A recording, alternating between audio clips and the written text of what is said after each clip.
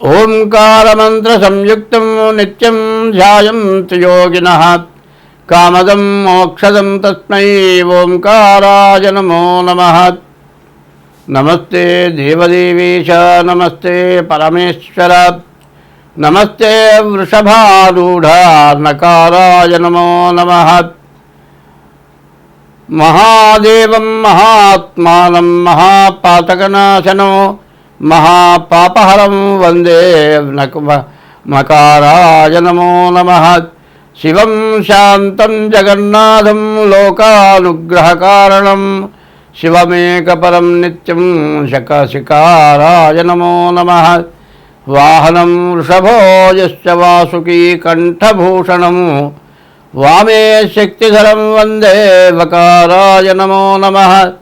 యత్ర కుత్ర స్థితం దేవం యత్ర కుత్ర స్థితం దేవం యత్ర కుత్ర స్థితం దేవం శికారాయ నమో నమః. కొత్త సంవత్సరం 2006 జనవరిలో కొత్త సంవత్సరం పండుగ చేసుకున్నారు జనం. కానీ మన పండుగ మాత్రం కాదు, అది ఇంగ్లీష్ వాళ్ళ పండుగ. మన కొత్త సంవత్సరం తెలుగు సంవత్సరాది. ఈ తెలుగు సంవత్సరాది మనం చేసుకోవాల్సిన పండుగ. ఈ తెలుగు తిరగదిప్పాల్సి వచ్చింది. తెగులు సంవత్సరాది. తెలుగుకి తెగులు పుట్టింది. ఎందుకంటే చదువుకునే పిల్లలు ఇంగ్లీష్లో తప్పితే తెలుగు రాయటం చేత కాదు, తెలుగు చదవటం చేత కాదు.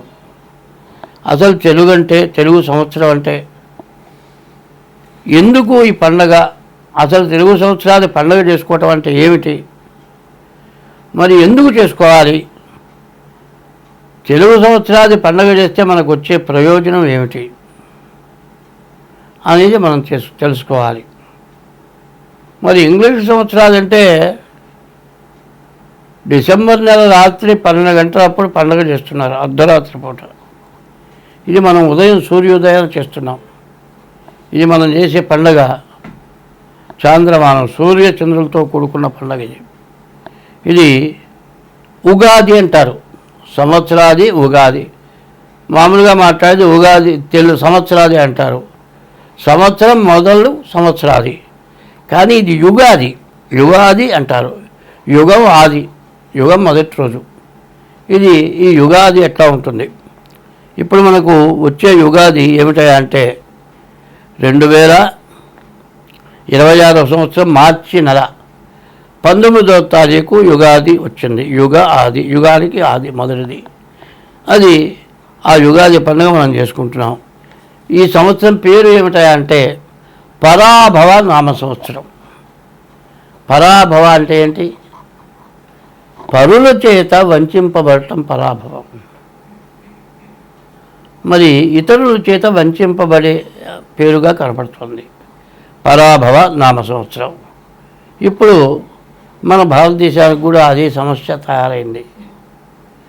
మరి ఈ భారతదేశం ఎటువంటిది? ఈ భారతదేశం ఎట్లాంటిదంటే ఎప్పుడు కూడా దైవాన్ని నమ్ముకున్నటువంటి వ్యక్తులు, దైవం మీద నమ్మకం ఉన్నవాళ్ళు, మంచి మీద నమ్మకం ఉంది. మన నుంచి ప్రతి జీవరాశిని కూడా దైవంతో సమానంగా చూస్తున్నాం. 84 లక్షల రకాల జీవరాశులు ఉన్నాయి. ఈ 84 లక్షల జీవరాశుల్లో కూడా ఆకాశంలో తిరిగేవి 21 లక్షలు, భూమిపైన చెట్లతో సహా 21 లక్షలు, భూమిలో లోపల 21 లక్షలు, సముద్రంలో 21 లక్షలు, 421 84 లక్షల జీవరాశులు. మన ఈ భారతదేశంలో ఉన్నటువంటి ఈ హిందూ సాంప్రదాయం యొక్క లక్షణం ఏంటంటే ఏ జీవరాశిని కూడా హింసించడం మన ధర్మం కాదు. హింసకి దూరంగా ఉండటమే మన ధర్మం. మరి హింసకి దూరంగా ఉండటం అనేది శాకాహారం తింటమే జరుగుతుంది. శాకాహారం కూడా ఒక రకంగా హింస. ఎందుకంటే ఒక పండు ఉంది, దాని విత్తనం వేస్తే మొక్క వస్తుంది. మొక్క వచ్చిందంటే జీవం ఉన్నట్టే. మరి మన హిందూ ధర్మంలో పండి రాలిపోయిన ఆకులు తింటే హింసకి దూరంగా ఉన్నట్టు.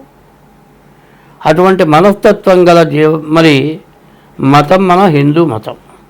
ఈ హిందువులు ఈ భారతదేశంలో ఎవరిని హింసించేటువంటి లక్షణాలు లేవు. ఎవరిని ఎందు ద్వేషం లేకుండా ఉంటాం. అందరితో మతం అంటే సమ్మతము మతము. ఈ సమ్మతం అంటే అందరితో కలిసి ఉండటమే సమ్మతం. ఎవరితో కూడా విడిగా ఉండకపోవటమే సమ్మతం. ఈ మతం యొక్క స్వభావం ఎవరి యందు ద్వేషం లేదు. అట్లా ఉండబట్టి మన భారతదేశంలో అన్ని దేశాల వాళ్ళు, ప్రపంచ దేశాల్లో ఉన్నటువంటి వాళ్ళు, మన మతం కాని వాళ్ళు, అనేక రకాల మతస్థులు, అనేక రకాల భాష ఉన్నవాళ్ళు అందరూ కూడా మన హిందూ దేశంలో జీవిస్తూ ఉన్నారు. వాళ్ళందరూ కూడా ఉండటానికి, జీవించడానికి అవకాశం మనం ఇచ్చాం. ఎవరైందు ద్వేషం లేకుండా ఉన్నాం. కానీ ఈ ఉగాది సంవత్సరం ఎట్లా ఉంది అనేది మనం చెప్పుకోవాలి. ఎందుకంటే ఎటువంటి కష్టాన్నైనా సరే ఓర్చడం మన హిందూ మతం యొక్క సమ్మతం. ఎట్లా ఉంది అంటే మన దేశానికి వచ్చి, ఇక్కడ జీవితం బతకడానికి వచ్చి, మన మీద మనల్ని ఇబ్బంది పెట్టి, మన పరిపాలన పోగొట్టి వాళ్ళ పరిపాలన వచ్చి మనల్ని హింసించినా కూడా వాళ్ళని ద్వేషించలే మనం. కానీ ఎవరు ఎంతమంది మనల్ని ఇబ్బంది పెట్టినా చివరికి వాళ్ళ తప్పు వాళ్ళు తెలుసుకునేటట్టుగా చేసిన మతమే ఈ హిందూ మతం. ఈ మతం యొక్క లక్ష్యం ఇది. ఈ హిందూ మతంలో యుగాది సంవత్సరం, ఈ యుగాది అనేది ఎట్లా ఉంది, ఈ యుగాదికి ఏం చేయాలి, ఈ యుగాది ఎట్లా చేయాలి? శ్రీకళ్యాణ గుణావహం. అందరూ ఏ మతస్థులు కానీ ఎవరైనా కానీ అందరూ సుఖంగా సంతోషంగా ఉండటం, ఆనందంగా ఉండటం. ఆనందం కలగాలంటే వాళ్ళ ఇంట్లో ఏదో మంచి కార్యం, ఓ పిల్లవాడు పుట్టడం, ఓ పెళ్ళి జరగటం, లేకపోతే ఉద్యోగం రావటం, ఏదో ఒక ఆనందమైంది, అది కళ్యాణం. శ్రీకళ్యాణ గుణావహం. రిపుహరం, మనకు శత్రుత్వం లేకుండా అందరితో ఉండటం, రిపుహరం. దుస్వప్న దోషాపహం, మనకు కళలు వస్తుంటాయి రాత్రిపూట. ఆ వచ్చిన కళ ఎట్లా ఉంటుందంటే నిద్ర లేచి మెళుకు వచ్చిన తర్వాత కూడా నిజంగా జరిగినట్లే.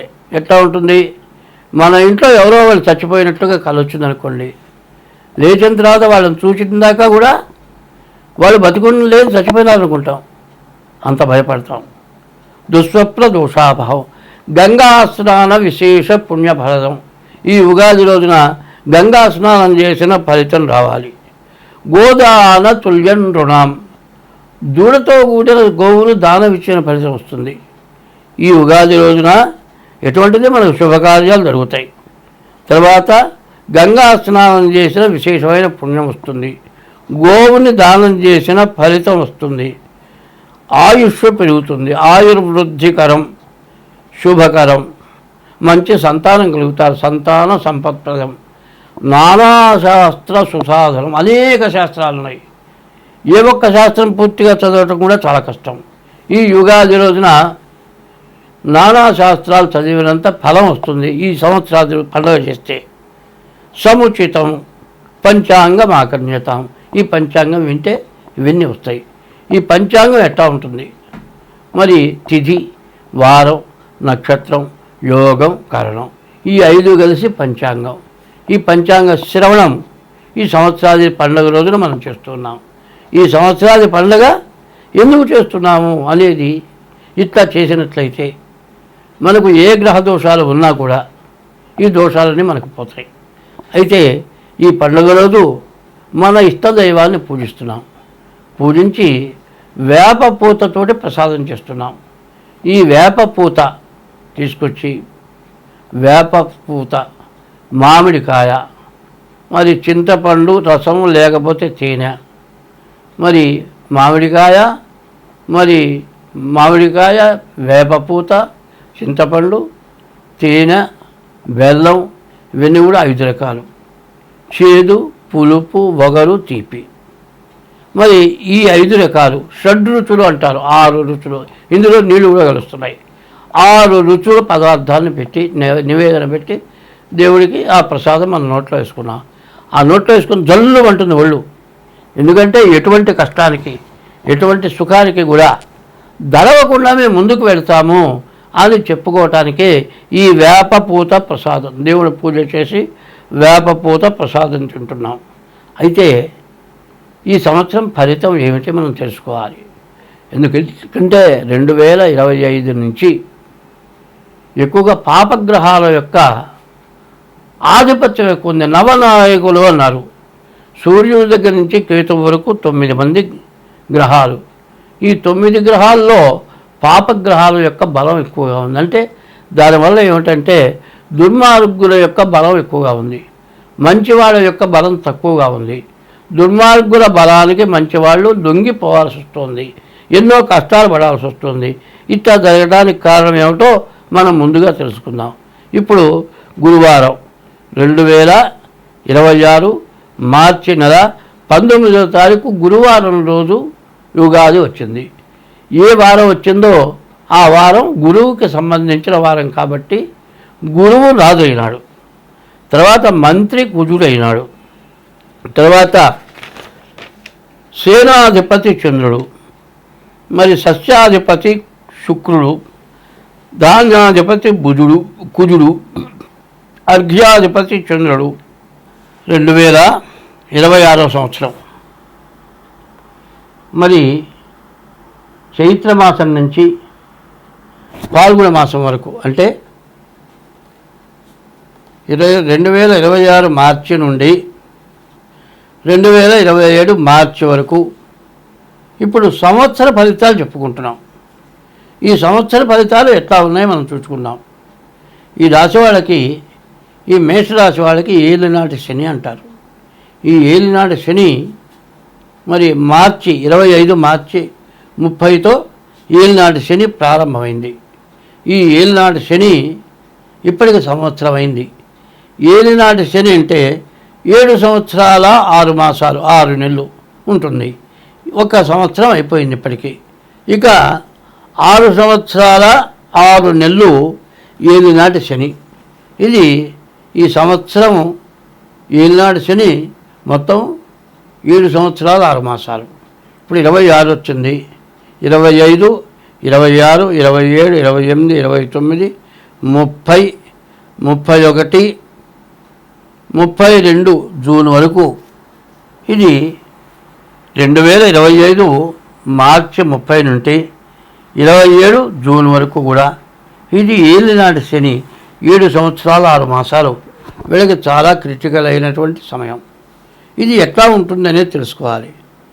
ఇప్పుడు ఉండే చోటు నుంచి ఉద్యోగం చేసే నుంచి ఉద్యోగం పోవటం, ఉండే ఇల్లు కూడా అమ్ముకోను ఉన్న చోటు నుంచి మారిపోవటం, బ్రతుకుదెరువు లేకపోవటం, ఇంట్లో కలహాలు రావటం, సంపాదించిన ఆస్తులు పోగొట్టుకోవటం, సమస్యలు గొడవలు రావటం, దెబ్బలు తగలటం, లేకపోతే ఆపరేషన్లు జరగటం, ఇట్లాంటి సమస్యలన్నీ కూడా ఈ ఏలినాటి శనిలో ఉంటాయి. కాబట్టి ఈ ఏలినాటి శని వాళ్ళు చాలా జాగ్రత్త వహించాలి. ఈ ఏలినాటి శనికి వచ్చేప్పటికల్లా రాహుకేతువుల మధ్యలో గ్రహాలు పడ్డాయి. ఈ రాహుకేతువుల మధ్యలో గ్రహాలు పట్టడం మరి కాలసర్పదోషం అంటారు. కుజ దోషం ఉంది, కాలసర్పదోషం కుజ దోషం కూడా ఉంది ఈ రాశి వాళ్ళకి. ఇది ఏలినాటి శని యొక్క ప్రభావం. అయితే ఇది మాత్రం సంవత్సరం కాదు, ఇంకా 6 సంవత్సరాల 6 నెలలు ఈ చెప్పింది మొత్తం ఉంటుంది. కాబట్టి రాశి వాళ్ళు ఏం చేయాలి?